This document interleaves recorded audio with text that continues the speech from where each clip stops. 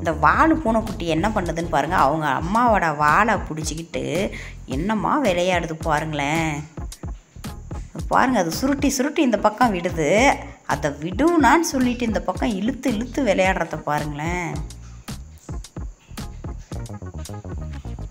பாருங்கள், திரும்ப திரும்ப அது எடுக்குது, அது திரும்ப திரும்ப அது அந்த வேலையே பண்ணிக்கிட்டு இருக்கு. எப்போ அவங்க அம்மா படுத்தாலும் சரிங்க, இந்த மாதிரி டார்ச்சர் பண்ணுறதே இவங்களுக்கு வேலையாக போச்சு.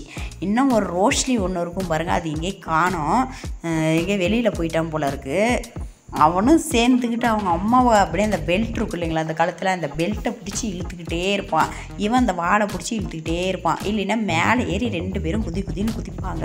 இதுதாங்க இவங்க 2 பேர்த்துக்குமே வேலை பாருங்கள். அது கொஞ்சம் நேரம் கூட விட மாட்டான்றான் பாருங்கள்.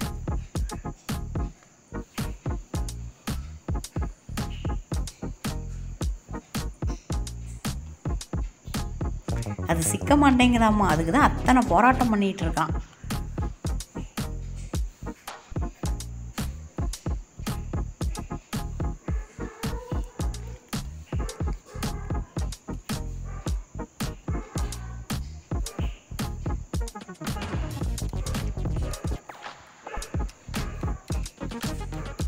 அவங்ககிட்டயும் வால் இருக்குது, ஆனால் அவன் நினைக்கவே இல்லை.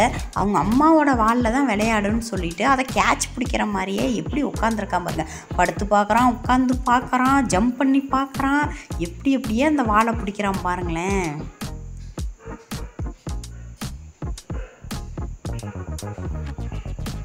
அவங்க அம்மா விடுங்கிறாங்க, இது விடாத ஒரு வழி பண்ணிடுச்சு அவங்க அம்மாவை.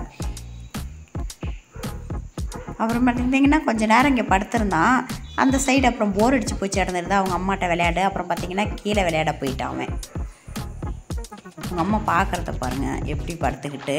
அது நடு வாசப்படியிலே தான் படுத்துருப்பாங்க எப்போ படுத்தாலும். எங்கே அந்த பக்கம் போயிட்டான்னு பார்க்குறத பாருங்கள். எந்திரிச்சு இவங்களும் கிளம்பிட்டாங்க.